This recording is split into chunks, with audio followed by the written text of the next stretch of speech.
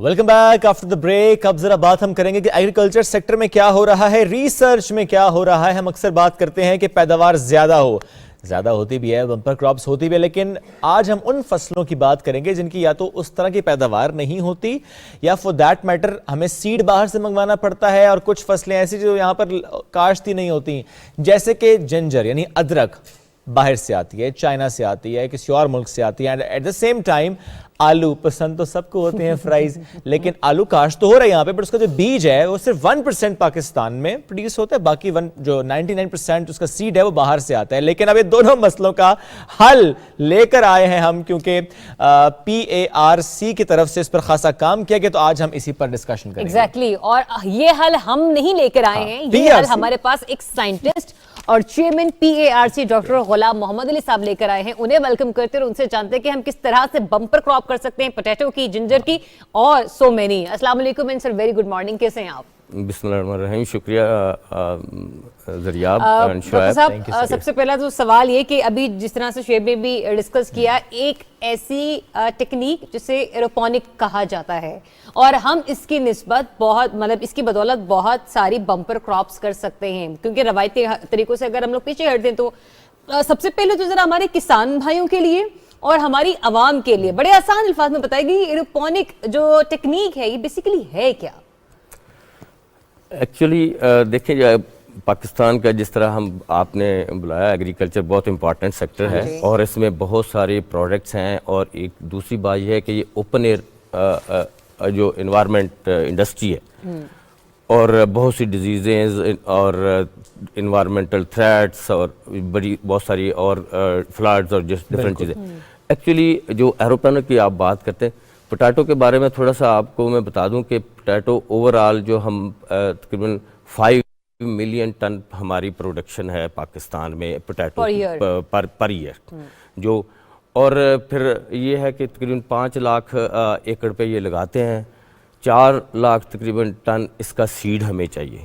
4 lakh ton sad چاہیے. کتنا ہم پروڈیوس کرتے ہیں؟ ہم اس کا 1% پروڈیوس کرتے ہیں. اور پھر جو ہماری ڈیفرنٹ انوائرمنٹس ہیں, ہم کہاں پہ, جیسے پہلے بھی میں بات کرتا ہوں کہ پاکستان کے بہت اچھی اللہ تعالیٰ نے انوائرمنٹ ڈفرینٹ کنڈیشنز ہیں, جو گلگت بلتستان میں بھی گرو کر سکتے ہیں, پھر سون ویلی ہے, پھر ونٹر میں جو ہم پنجاب میں گرو کرتے ہیں. تو یہ سارے ایریاز کے لیے ہمیں سیڈ چاہیے, اور وہ سیڈ چاہیے کہ جو ڈیزیز فری سیڈ ہو, جس کو کوئی بیماری بھی نہ لگے, اور میکسیمم ہم پروڈکشن اس سے لے سکیں.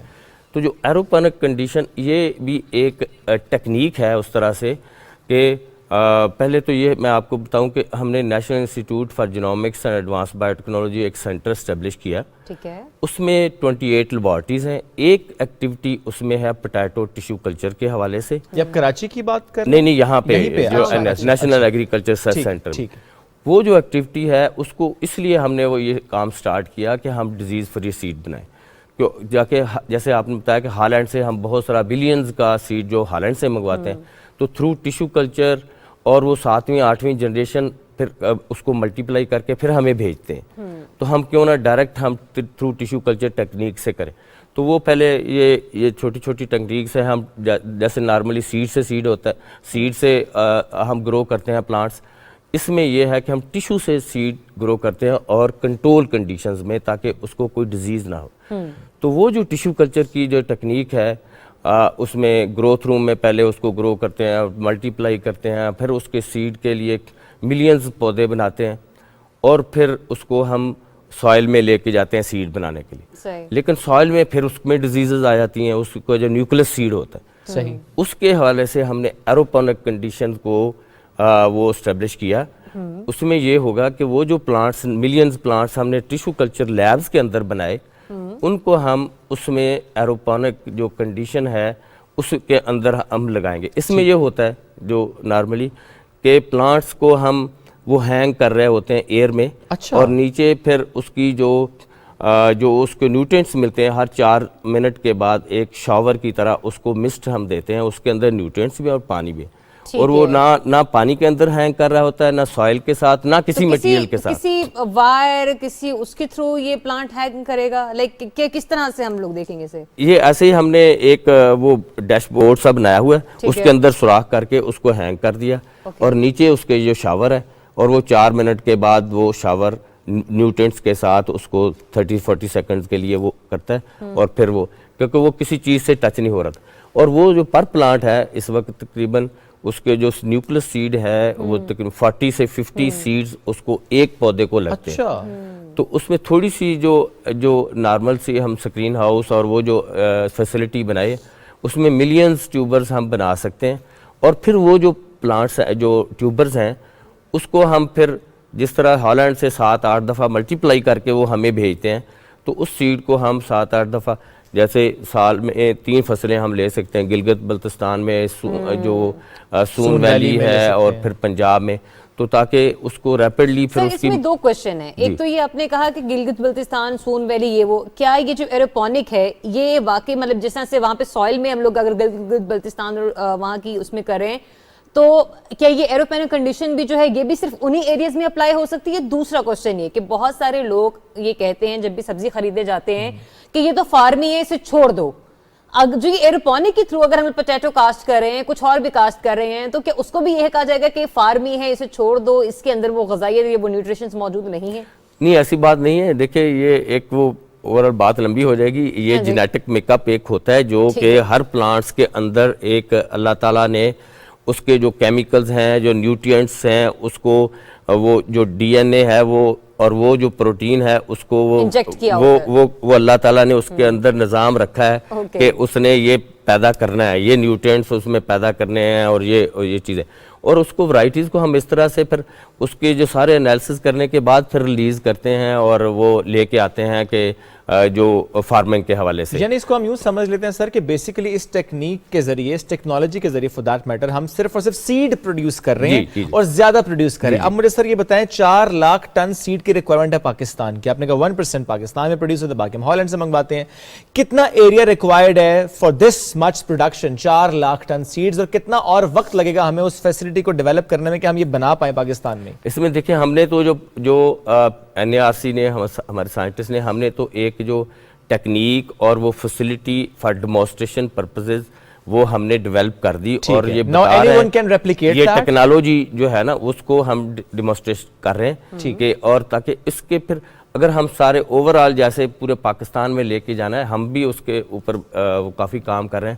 لیکن اس میں جو ہوتا ہے یہ ہے کہ ہم نے پرائیویٹ سیکٹر کو بھی ٹرینڈ کیا اسی ٹیکنالوجی کے ساتھ. اور کیا وہ پروڈیوس کر رہے ہیں اب انہوں نے یہ ہم نے جو ٹریننگ دی ہے اور انہوں نے پرائیویٹ سیکٹر بھی اب یہ فیسلٹی کو لگا رہا ہے. اگر وہ سارے دیکھیں یہ سارا وہ ایک بندے کا کام نہیں ہوتا, بالکل یہ ہم نے سب نے مل کے کام کرنا. آپ نے بڑا اچھا کہا کہ پرائیویٹ سیکٹرز بھی پرائیویٹ سیکٹر کو ٹرین کیا اور وہ بھی جیسے ٹیشو کلچر کے حوالے سے پہلے ہم نے بنانا کے بھی 3-4 لوگوں کو ٹرین کیا, وہ بھی اب کام کر رہے ہیں. اور اس میں بھی ہم نے ٹرین کیا اور لوگ فیسلٹی پرائیویٹ سیکٹر لگا رہا ہے تاکہ ہم یہاں پہ ہی سیڈ میکسیمم پروڈیوس کریں. یعنی آنے والے وقتوں میں ہم یہ کہہ سکتے ہیں کہ پھر ہمیں ہالینڈ پہ ڈیپینڈنٹ نہیں رہنا پڑے گا for the seed of potato, ہم خود پروڈیوس کر لیں گے. یہ تو ہم نے بات کر لی سر ایروپونک ٹیکنالوجی کے ذریعے بننے والے آلو کے سیڈ کی. اس کے ساتھ ہی ایک اور میں آپ ایڈ کروں آلو کے حوالے سے ہی کہ ہم نے پہلے یہ تھا کہ وہاں سے ورائٹیز جو آتی تھی اسی کو ٹیشو کلچر, اب ہم نے ایک اور کام سٹارٹ کیا کہ